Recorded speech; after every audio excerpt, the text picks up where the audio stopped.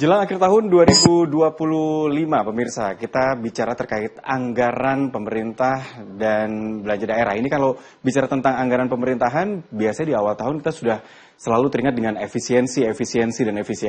Bagaimana perjalanannya di 2025 dan bagaimana nanti di 2026? Apakah penyerapannya bisa maksimal? Apakah anggaran ini bisa digunakan untuk pembangunan, termasuk yang ada di Provinsi Jawa Timur?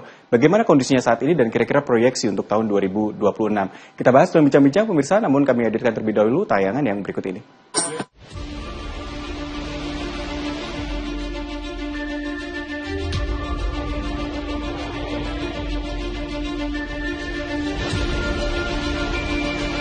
Gubernur Jawa Timur Khofifah Indar Parawansa bersama Ketua DPRD Jatim Musyafak Rauf telah resmi menandatangani penetapan Raperda APBD Jatim tahun anggaran 2026 dalam sidang paripurna.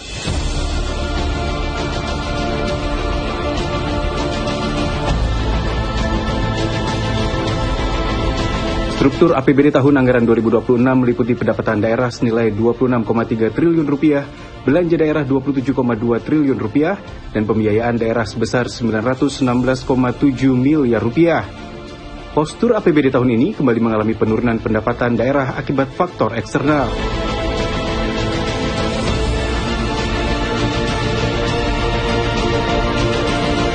Pada tahun 2025, penurunan dipicu karena penerapan UU HKPD yang mewajibkan pembagian penerimaan pajak kendaraan bermotor antara Pemprov dan pemerintah kabupaten kota yang mengakibatkan Pemprov kehilangan pendapatan sekitar Rp4,2 triliun.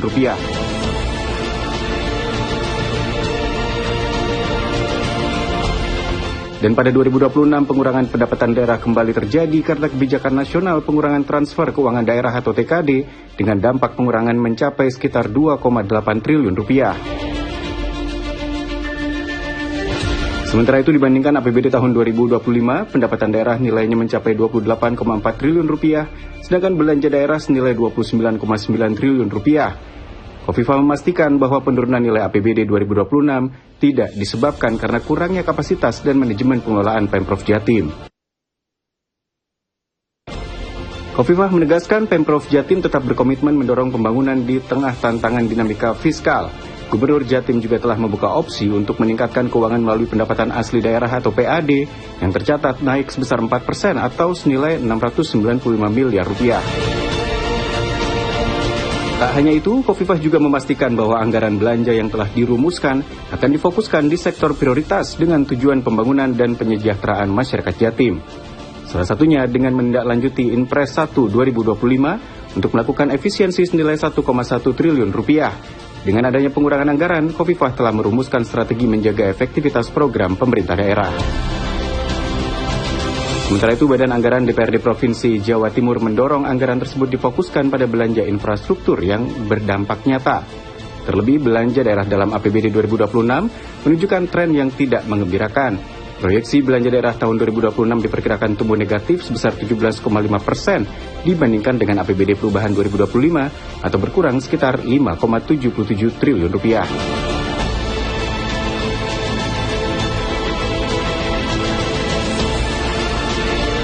Pada tahun anggaran 2026, ketercapaian peningkatan target kinerja infrastruktur perbaikan jalan dan jembatan, terutama di wilayah Tapal Kuda, Madura, dan Mataraman, yang masih memiliki kondisi jalan rusak berat, juga menjadi sorotan untuk kepastian target realisasi.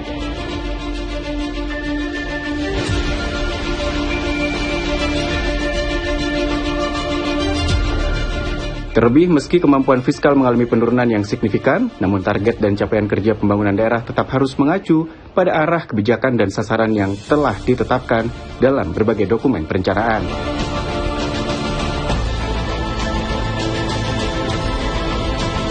Lantas bagaimanakah langkah dalam menyambut 2026? Kita bahas dalam Bincang-Bincang.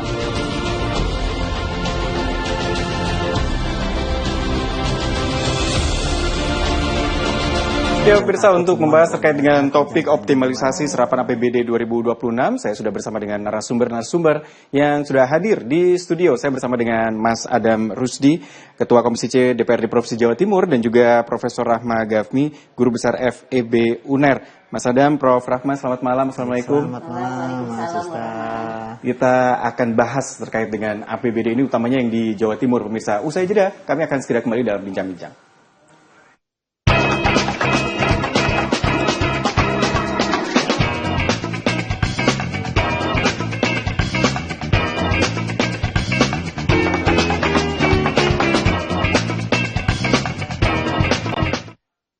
Kembali dalam bincang-bincang pemirsa, APBD 2026 untuk Provinsi Jawa Timur memang sudah ditentukan dan ini kita lihat juga bagaimana nanti upaya penyerapannya. Karena di perjalanan 2025 juga memiliki banyak catatan. Sebelum kita beranjak ke 2026, saya ke Mas Adam dulu nih Mas Adam, kalau melihat 2025 dengan efisiensi yang ada, dengan mungkin ada kebijakan-kebijakan option, ada juga mungkin hal-hal lain yang membuat APBD untuk provinsi ini mungkin agak terguncang gitu.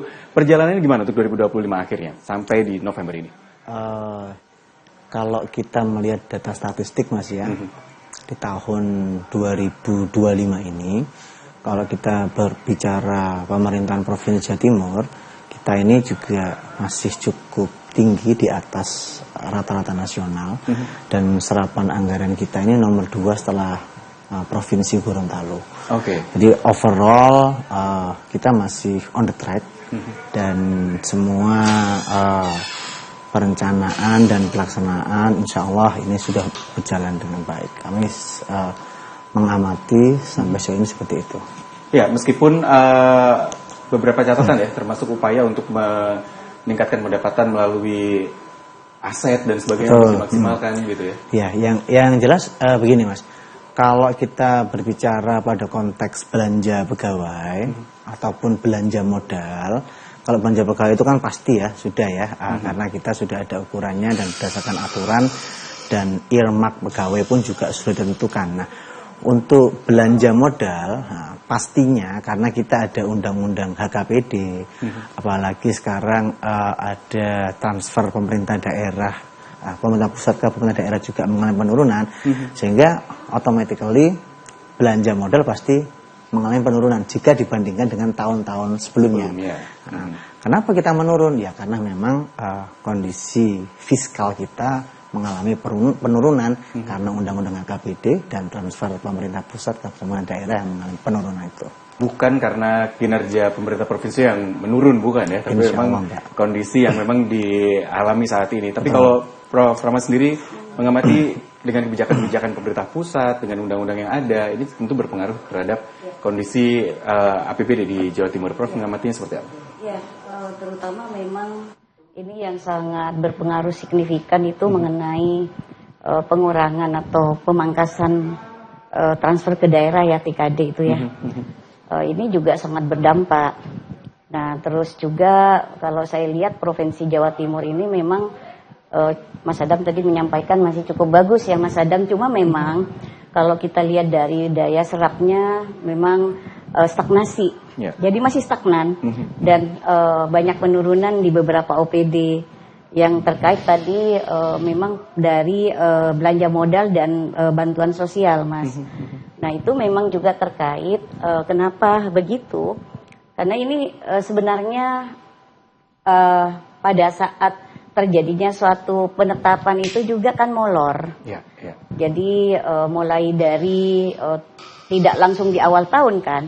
Jadi ini biasanya di bulan 3 ke 4. Nah ini dan itu bersamaan biasanya ya, penyusunan perencanaan dengan kegiatan fisiknya bersamaan, sehingga itu yang menyebabkan ini daya serapnya rendah gitu. Karena kan 6 bulan otomatis itu kan agak sangat tipis ya waktu itu gitu ya. Jadi memang terbatas lah ruang geraknya gitu. Mulai dari persiapan pelelangan dan sebagainya itu kan memang sangat rigid Mas. Dan tidak mudah juga dalam persiapan pelelangan itu, dokumen-dokumen dan sebagainya itu yang dipersiapkan. Nah sehingga pada proses pelelangan sampai pada kegiatan proyek itu, nah memang masih lambat gitu. Tapi proyek itu kan tidak dibayar 100% di awal. Jadi ketika sudah proyek itu selesai 100% baru dibayar. Kenapa? Kalau misalnya dibayar di awal duluan kan lari kontraktornya nanti. Nah dana itu pastinya tidak mungkin ditaruh di kas daerah langsung di kantornya Pemda nggak mungkin, atau Pemprov nggak mungkin, pastinya disimpan di bank untuk keamanan juga gitu kan. Yang kedua juga pastinya walaupun sedikit, seberapa sih Mas bunga deposito sekarang, nggak ada artinya sebenarnya gitu loh, karena sebenarnya hanya untuk keamanan itu. Jadi saya mohon pada masyarakat juga ini supaya juga bisa diedukasi, jangan menuduh bahwa Pemda ini memarkir uang hanya tujuannya untuk mendapatkan bunga, mendapatkan keuntungan dari dana parkir itu sebenarnya nggak ada seberapanya, karena kita tahu bunga deposito seberapa. Dan ini Mas Adam, ini depositonya bukan seperti deposito yang kita punya. Jadi depositonya itu deposito on call, jadi fleksibel. Kapan aja dibutuhkan oleh pemerintah daerah atau pemprov itu langsung. Artinya apa, kan tidak continue ini yang namanya bunga gitu loh. Ya, itu ya kondisinya ya. Tapi memang kalau Mas Adam juga mungkin sempat melihat juga ya sorotan dari kondisi tersebut. Waktu itu Mas Adam sendiri melihat gimana kondisi keuangan di pemerintah provinsi? Dengan bunga uang yang mengendap di bank. Ya, secara prinsip Mas, penggunaan anggaran itu pasti sudah ada pos-pos anggarannya. Nah, sehingga apa yang disampaikan oleh Pak Menteri, ya, bagi kami berpikir positif aja.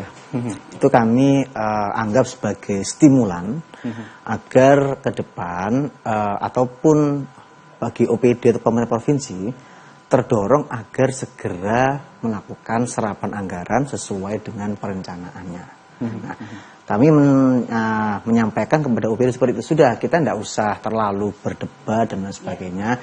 Kita buat itu sebagai stimulan kita, sebagai penyemangat kita. Oke, berarti kita sekarang ada dana mengendap sekitar sekian triliun. Nah, berarti ada PR yang kemudian harus segera kita selesaikan, bahwa sekian triliun itu harus masuk ke dalam serapan anggaran dan segera direalisasikan untuk program-program yang lainnya.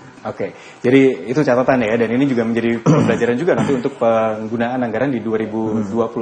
Kami lanjutkan usai jeda pemirsa, kami akan segera kembali dalam bincang-bincang.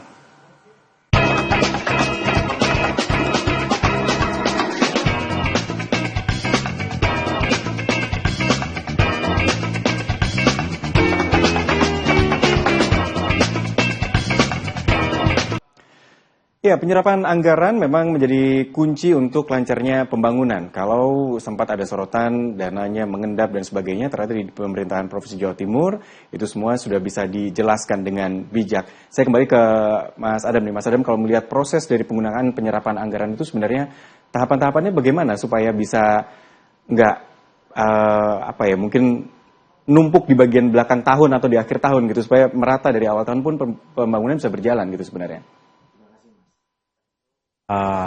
Dalam konteks kami sebagai DPRD, kami tentu melakukan pengawasan terhadap kinerja-kinerja dari para OPD atau pemerintah Provinsi Jawa Timur. Betul. Nah, apa saja yang kami awasi? Satu, tentu awal dari semuanya yaitu perencanaan, konteks perencanaan.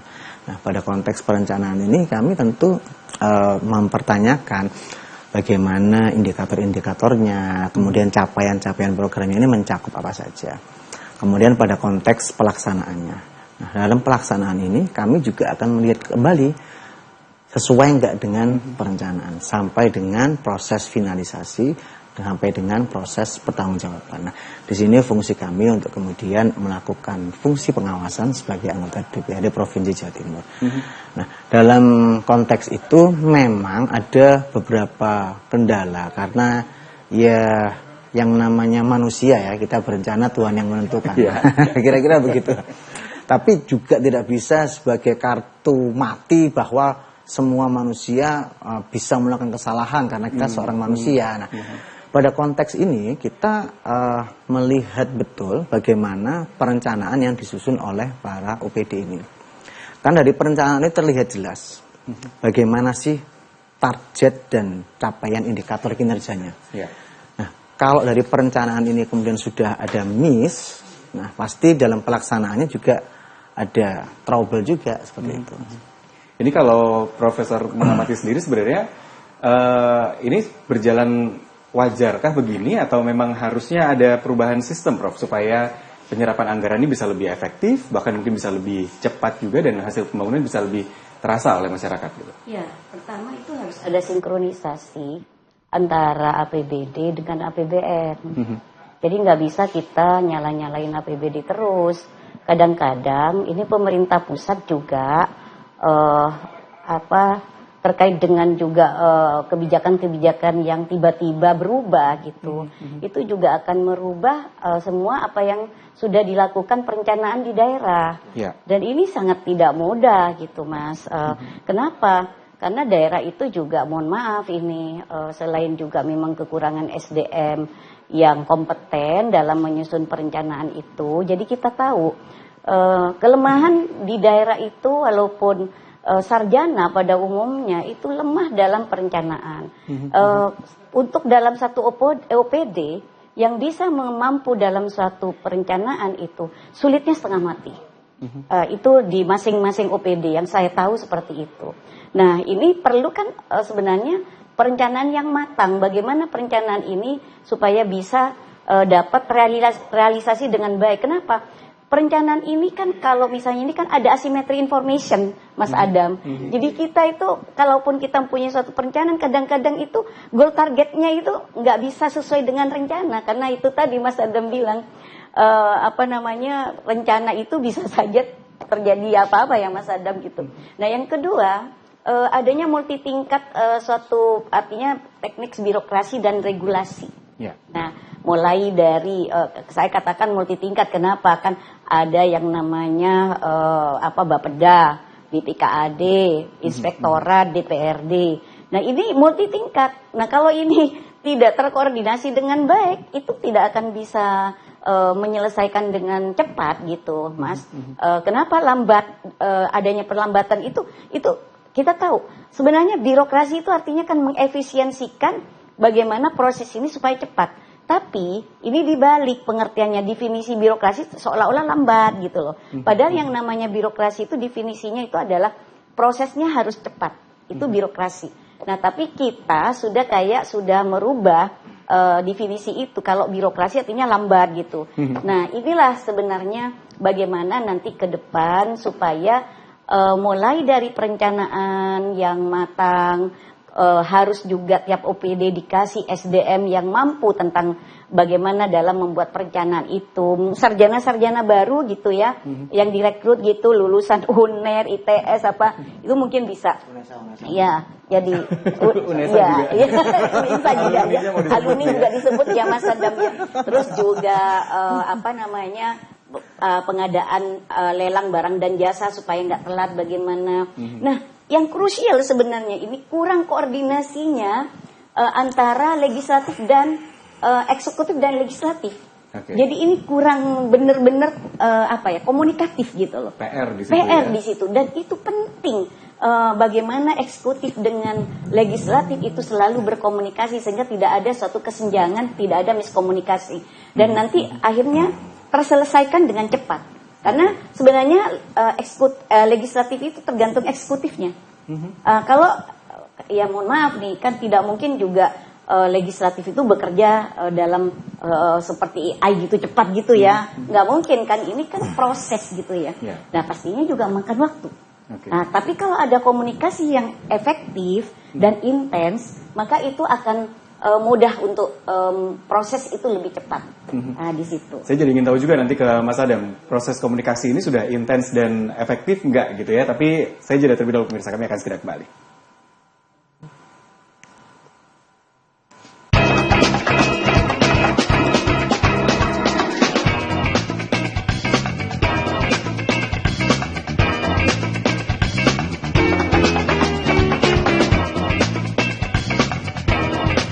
Kembali dalam bincang-bincang pemirsa, dan kalau tadi di awal Mas Adam sebagai anggota Dewan di Provinsi Jawa Timur sempat mengatakan bahwa penyerapan anggaran sudah cukup baik dan relatif cepat secara skala nasional di Jawa Timur.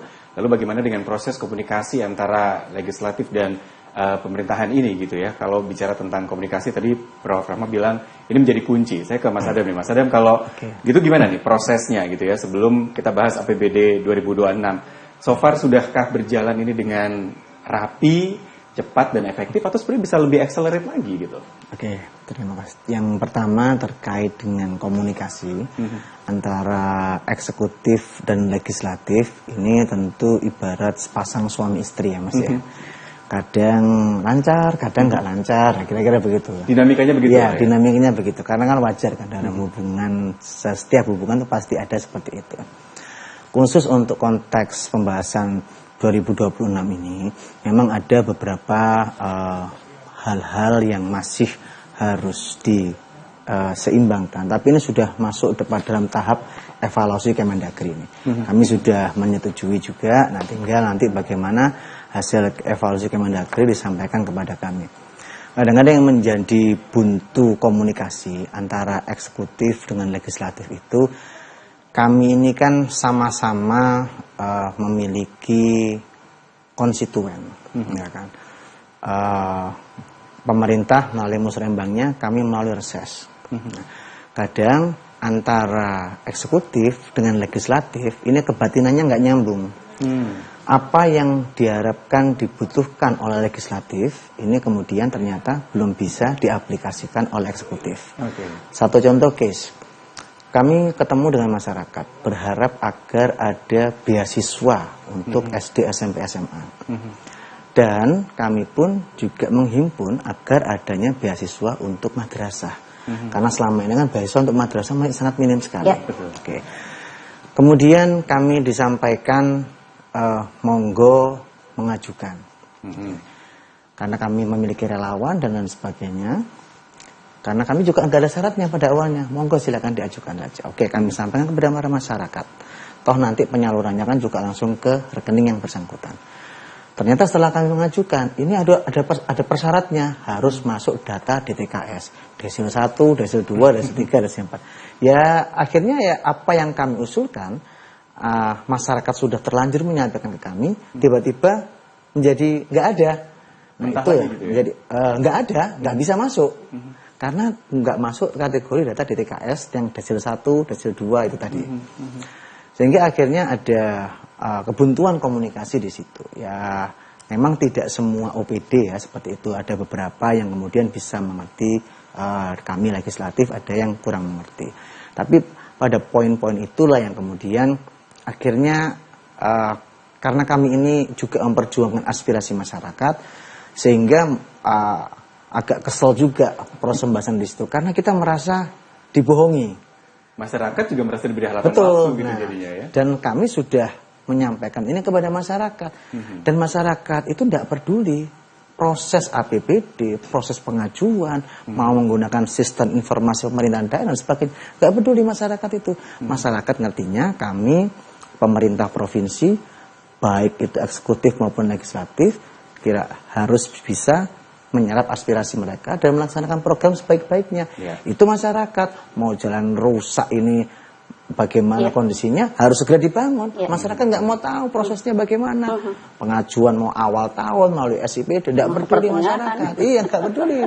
Nah, ya itulah sehingga kami juga agak merasa kecewa juga dalam beberapa konteks ini.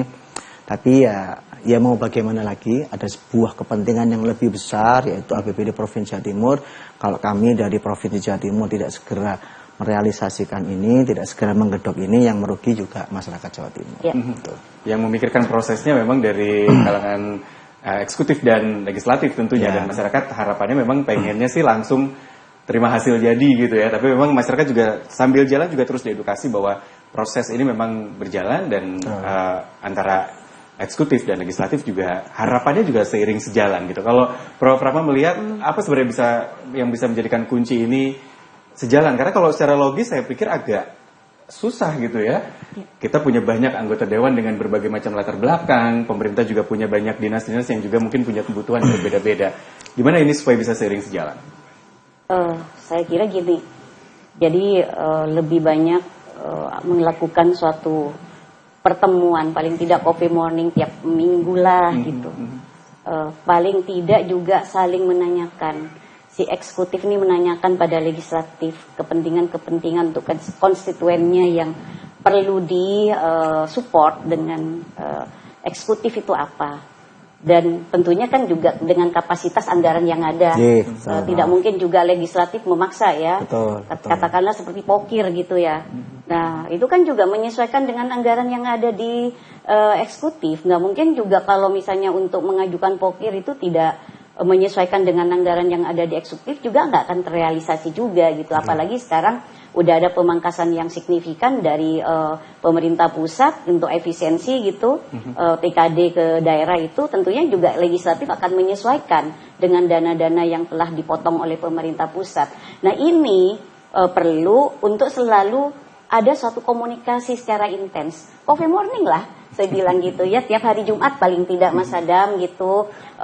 Apakah Pemprov yang ngundang legislatif sambil lalu olahraga, habis itu ngobrol-ngobrol apa yang menjadi suatu kendala-kendala yang ada di konstituennya gitu ya. Nah kalau ini tidak dilakukan, itu akan terjadi suatu miskomunikasi, tidak akan pernah ketemu. Akhirnya apa? Ini yang membuat pelambatan pengedokan oleh Dewan gitu ya.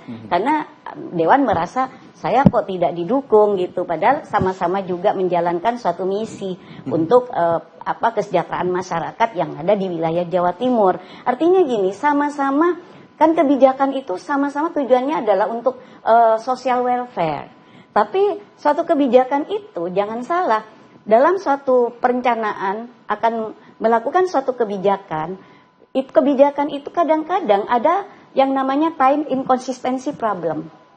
Yang tidak bisa tercapai pada goal target itu. Ada apa di perjalanan itu? Itu yang harus dikomunikasikan antara eksekutif dan legislatif. Seperti itu. Jadi mau nggak mau memang ya butuh forum-forum seperti itu ya. Baik yang secara resmi mungkin atau bahkan yang lebih casual juga. Yang penting ada komunikasi. Olahraga, gitu, sambil minum kopi, makan nasi pecel. Nggak perlu mewah kan Mas Adam. Tapi program-program antara eksekutif dan legislatif ini sinkron, saling mendukung. Ya, jadi ada suatu kesinambungan secara inklusif gitu. Nah, ini sustainable ya. Artinya selama perencanaan anggaran 5 tahun ini, kan Mas Adam 5 tahun, Bu Hovifah 5 tahun gitu kan. Jadi ini semuanya disusun gitu loh. Mana yang dibutuhkan sesuai dengan anggaran yang ada untuk pokirnya Dewan gitu ya. Nah, kalau memang sesuai dengan anggaran, mungkin oke, ya tak. Kalau misalnya nggak sesuai, ya disampaikan. Kan pastinya legislatif juga mau menerima bahwa anggaran ini sudah terpotong, bahwa anggaran ini sudah nggak ada. Apa yang bisa digantikan untuk ini, misalnya kan bisa disubsidi silang istilahnya gitu. Ya memang menarik kalau bicara tentang anggaran pemirsa, karena mungkin apa yang dibahas juga menjadi begitu banyak dan besar juga anggarannya, tapi kuncinya juga bagaimana penyerapan anggaran ini bisa berjalan dengan baik, karena memang kita punya beberapa tools ya supaya penyerapan ini bisa digunakan dengan baik dan bahkan relatif dengan cepat juga dan masyarakat bisa merasakan hasilnya gitu. Kami lanjutkan pembahasan ini pemirsa usai jeda, tetap bersama kami dalam bincang-bincang. Apa gue bareng.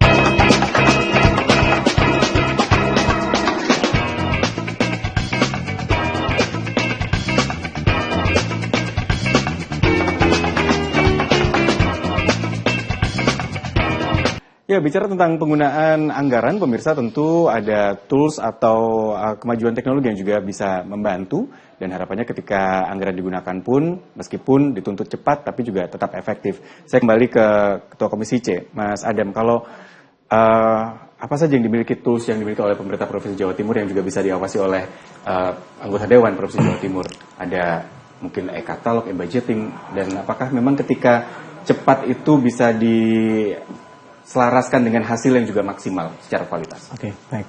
Terima kasih, Mas. Yang pertama berkaitan dengan pola pengelolaan anggaran kita.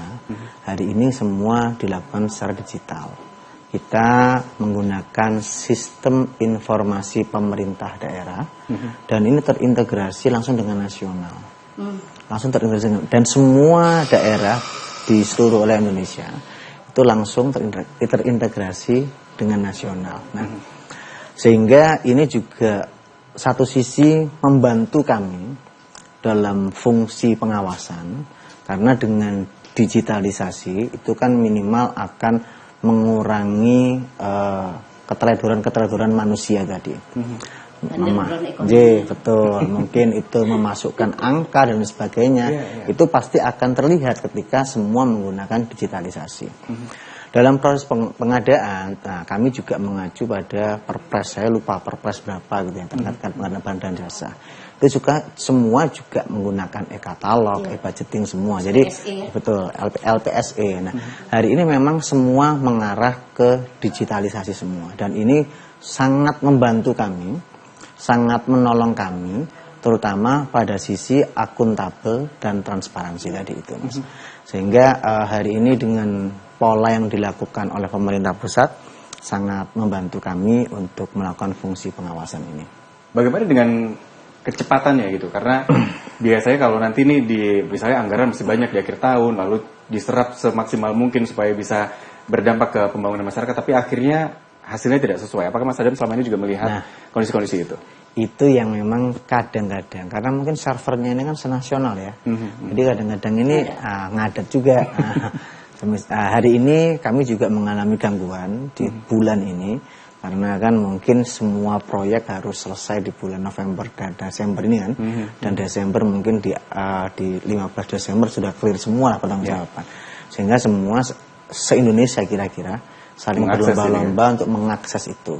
Ada beberapa hal keterlambatan. Nah ini juga yang akhirnya mempengaruhi serapan-serapan itu tadi, karena eksekutif itu juga akhirnya berhitung ulang. Ketika SIPD ini kemudian mengalami trouble, lemot dan lain sebagainya, pasti kan akan mempengaruhi proses pencairan yang lainnya. Nah, sehingga ada beberapa item-item program yang dimungkinkan ini tidak akan bisa jalan, ya sudah terpaksa di take down dan dijadikan silpa untuk tahun depan. Itu yang kadang-kadang kendalanya begitu ya. Prof Zudu mengamati dengan sistem yang ada seperti ini gimana Prof? Apakah sebenarnya memang membantu dan sudah cukup maksimal atau sebenarnya ada yang perlu dibenahi juga dengan sistem? Ya harus dong, karena itu tadi banyak ngadatnya. Jadi monitoring real time itu gimana mau dilakuin kalau banyak ngadat kan? Nah artinya gini, kita ini kan mempunyai suatu cita-cita ya, semuanya berbasis digitalisasi. Kenapa? Saya itu sangat setuju Mas dengan digitalisasi itu, terutama ini ya di Pemda-Pemda, daerah-daerah. Dengan adanya digitalisasi, seperti misalnya retribusi pasar, itu akan memangkas adanya suatu inefisiensi. Biasanya adanya suatu penyalahgunaan kebocoran. Karena kalau itu sudah dilakuin dengan berbasis digital, itu kan langsung masuk ke Kasda. Betul. Ya, jadi tidak diterima oleh orang. Tapi mohon maaf ini, banyak orang yang nggak setuju nih di daerah, yang kalau misalnya mau melakukan digitalisasi kayak gitu. Nah ini otak-otak seperti itu tolong itu ya. Saya keras nih. Kenapa? Karena kita ingin baik, katanya Indonesia ingin menjadi Indonesia emas, mengejar pertumbuhan itu 10% cita-cita Pak Presiden itu. Tapi kalau masih ada otak-otak ingin selalu ngentit gitu ya, dengan digitalisasi dia nggak setuju, sampai kapanpun kita itu nggak akan bisa untuk menjadi baik negara kita. Dan kuncinya Mas Adam, harus dievaluasi itu OPD-OPD yang bermasalah. Karena kadang-kadang orang yang jujur malah justru disalah-salahin, orang yang nggak jujur malah ini dikuyup-kuyup, diangkat-angkat terus dijadiin pejabat. Itu yang tidak fair di daerah itu, makanya nggak akan pernah baik. Itu kalau orang yang jujur malah salah, tapi kalau orang yang nggak jujur itu selalu diberikan jabatan. Nah ini Mas yang nanti saya berharap ya ke depan para kepala daerah ini kalau ingin Indonesia ini maju, marilah kita itu ada suatu empati gitu kepada masyarakat, ada suatu sense of belonging terhadap bangsa dan negara ini, supaya apa? Cita-cita kita itu untuk keluar dari middle income trap itu tercapai. Cita-cita kita ingin menjadi negara Indonesia emas itu tercapai. Jangan kita ini sekarang sebenarnya bonus demografi itu sebenarnya akan jadi apa? A ticking time bomb. Betul. Kenapa? Karena ternyata 69% usia produktif itu ternyata itu adalah yang tidak berkualitas, dan itu perlu dibentuk dengan human capital. Nah, caranya bukan dengan MBG Mas Adam. Ya, saya tidak setuju itu MBG, koperasi desa saya nggak setuju. Saya nolak itu. Kenapa? Karena itu program politik. Bukan program ekonomi itu. Kalau program ekonomi tidak seperti itu saya sudah baca itu bahwa untuk persiapan tahun 2029 tuh udah gitu. Ada menganalisis, ada hidden agenda gitu Iya, ya. ada agenda itu Mas. Saya coba kembali ke untuk APBD 2026 di Provinsi Jawa Timur sendiri. Mas Adam mungkin juga sudah bisa menginformasikan sejauh mana perkembangannya untuk APBD 2026 di Jawa Timur ini. Hari ini sudah sampai pada tahap evaluasi Kemendagri karena kemarin kita bersama-sama sudah melakukan persetujuan bersama. Setelah evaluasi Kemendagri akan dikembalikan lagi dibahas bersama kami. Setelah itu baru kita gedok bersama-sama. Timeline-nya mungkin Mas Adam? Targetnya sekarang secara waktu ini sudah akhir November. Biasanya Kemendagri itu seminggu 2 minggu berarti ya. Ya paling Desember lah. Desember, jadi injury time untuk nutup tahun. Injury time, mudah-mudahan nggak meleset gitu ya, nggak ada terlalu kalau ada catatan dari. Kalau melesetnya insya Allah nggak Mas, karena Kemendagri pun juga punya timeline tanggal. Adakah kemungkinan ada catatan-catatan tertentu dari Kemendagri nantinya dari usulan ini? Pastinya ada, setiap evaluasi pasti ada catatan. Mudah-mudahan tidak menjadi sesuatu yang terlalu prinsip dan. Tapi biasanya tidak jauh berbeda dari pembahasan yang sudah disampaikan ke Kemendagri itu. Baik, saya juga ingin tahu sebenarnya fokusnya nanti di 2026 untuk Jawa Timur APBD-nya akan diarahkan kemana. Usai jeda pemirsa kami kembali. Nah itu dia, program-program strategis. Usai jeda pemirsa kami kembali dalam bincang-bincang.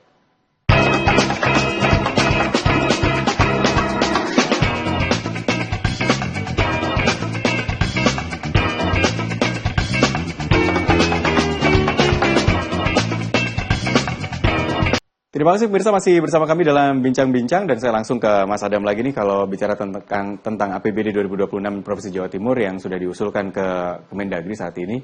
Sebenarnya apa poin-poin penting yang bisa kita amati dari APBD ini 2026? Arahnya akan kemana nih kebanyakan? Kami yang pertama itu tentu berkaitan dengan visi misi gubernur yang dimasukkan dalam RPJMD Provinsi Jawa Timur. Ya. Salah satunya terkait dengan pendidikan, isu kesehatan ini terus menjadi hal yang prioritas. Kemudian ada juga berkaitan dengan transportasi, penambahan bus-bus Trans Jatim itu. Ya. Kemudian berkaitan dengan ketahanan pangan juga, itu kami juga fokus dalam poin-poin itu. Yang lain-lainnya terkait dengan infrastruktur itu adalah belanja rutin infrastruktur ya, pemeliharaan dan lain sebagainya. Tapi secara prinsip penekanan pada sisi pendidikan dan kesehatan. Ini seperti dari tahun ke tahun memang pos ini menyerap anggaran yang atau dialokasikan anggaran yang terbesar. Karena PR-nya juga banyak juga Mas. PR-nya juga banyak juga. Sekali Mas, banyak sekali. Kalau Prof sendiri ngelihat Jawa Timur dari pos-pos itu sebenarnya kebutuhan paling mendasar apa nih Prof yang perlu ditambah atau mungkin perlu dikoreksi di Jawa Timur itu rawan bencana. Jadi jangan lengah dengan anggaran untuk persiapan bencana. Itu pertama. Yang kedua, tadi Mas Adam bilang mengenai ketersediaan pangan. Karena ini terkait dengan cuaca yang kita alami, apakah La Nina, apakah El Nina gitu. Ini juga harus ada antisipasi. Walaupun Jawa Timur ini, jangan sombong dulu gitu loh maksud saya. Walaupun Jawa Timur ini surplus dengan ketersediaan beras misalnya ya. Tapi kalau udah cuaca itu berubah, itu semuanya akan terjadi, kita akan defisit gitu loh. Artinya gini, jadi program-program atau proyek-proyek skala prioritas itu harus didahulukan. Yang memang cepat daya serapnya. Itu. Nah, kalau infrastruktur memang pemeliharaan yang secara rutin saya kira itu juga. Tapi ini terkait juga dengan interconnectedness ya. Kalau memang infrastrukturnya jelek juga kan pastinya akan menjadi mahal Mas Adam nanti. Karena itu akan terkait dengan inflasi gitu kan. Nah, oleh karena itu ada pemeliharaan yang secara rutin, yang sustainable gitu ya untuk infrastruktur ini. Jangan sampai jalan untuk ngangkut logistik misalnya dari Jawa Timur ke dari Surabaya ke Banyuwangi, ke Madura, ke Trenggalek, ke Ponorogo itu terhambat, itu akan terjadi inflasi.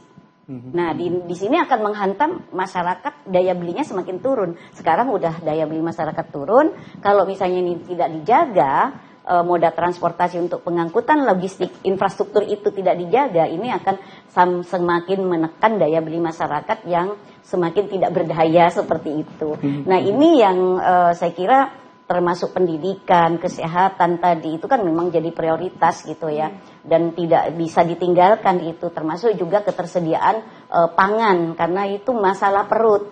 Jadi intinya daerah itu bisa aman.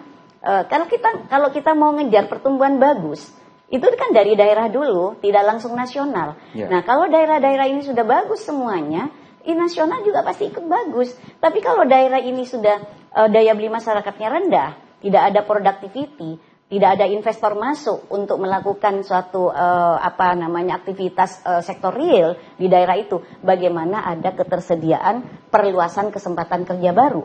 Sekarang sudah bergeser, Mas, karena ketersediaan tenaga kerja itu sekarang dari sektor formal ke sektor informal sekarang, dan itu pun yang sektor formal walaupun ada itu hanya temporary karena sistemnya kontrak itu. Dan sekarang ini luar biasa, manufaktur juga kan karena adanya suatu kemajuan teknologi dengan robotik, dengan AI dan sebagainya, itu terancam kan tenaga manusia. Akhirnya ini yang juga harus dipersiapkan oleh Pemprov dan juga dipikirkan oleh legislatif, bagaimana ke depan anak-anak kita SMK yang lulusan vokasi dan sebagainya, walaupun sudah dipersiapkan, tapi kan harus ada tambahan skill. Karena kita di seluruh nasional, Mas Adam, ada sekitar 60%, dari 55% sampai 60% lulusan SD SMP tenaga kerja kita.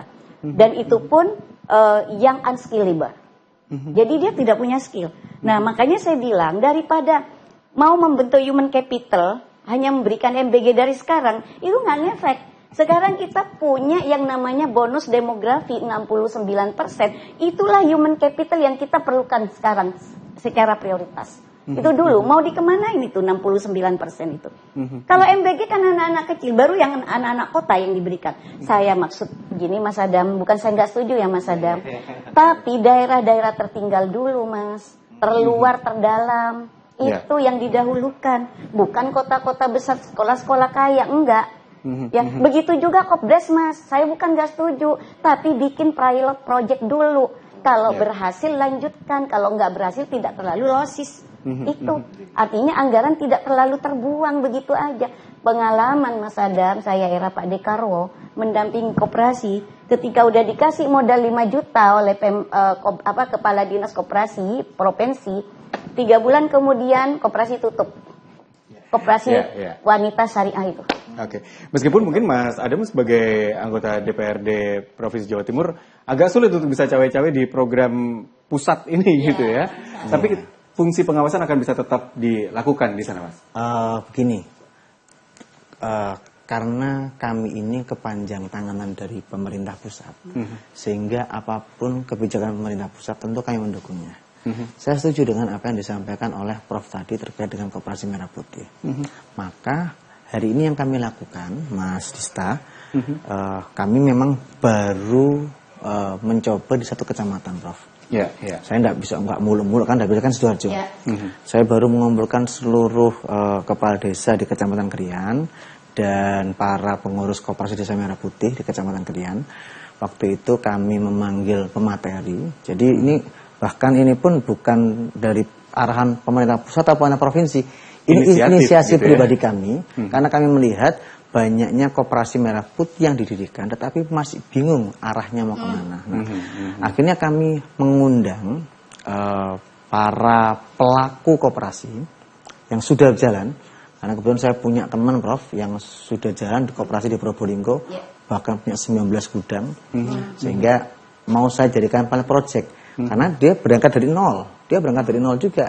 Kemudian kami juga mengundang dari KBI, Keliling Berjam ke Indonesia, dari BUMN pusat, kami pun juga mengundang dari Bank Jatim.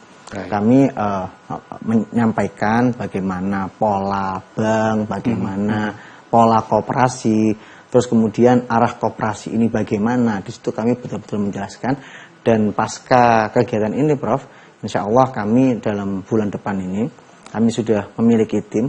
Walaupun ada relawan Koperasi Merah Putih tapi kami inisiasi dulu, kami akan melakukan coaching klinik minimal di satu kecamatan ini dulu. Kami ingin membuktikan bahwa sebenarnya Koperasi Merah Putih ini bisa kita laksanakan, asalkan dengan catatan kepala desa ataupun para pengurus desa tahu betul potensi desa tersebut.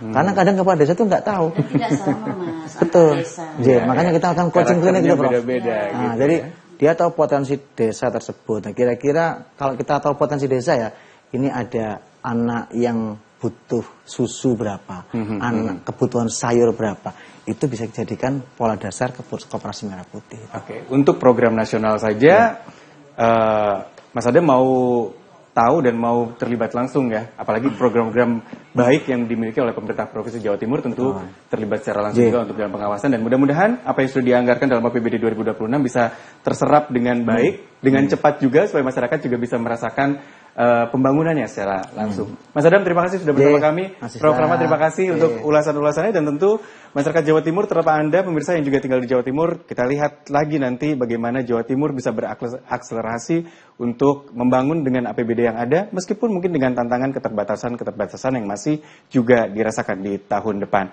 Kita harapkan hasil yang terbaik untuk Jawa Timur. Saya Rizal Nugraha pamit dari Bincang-Bincang, selamat malam, sampai jumpa.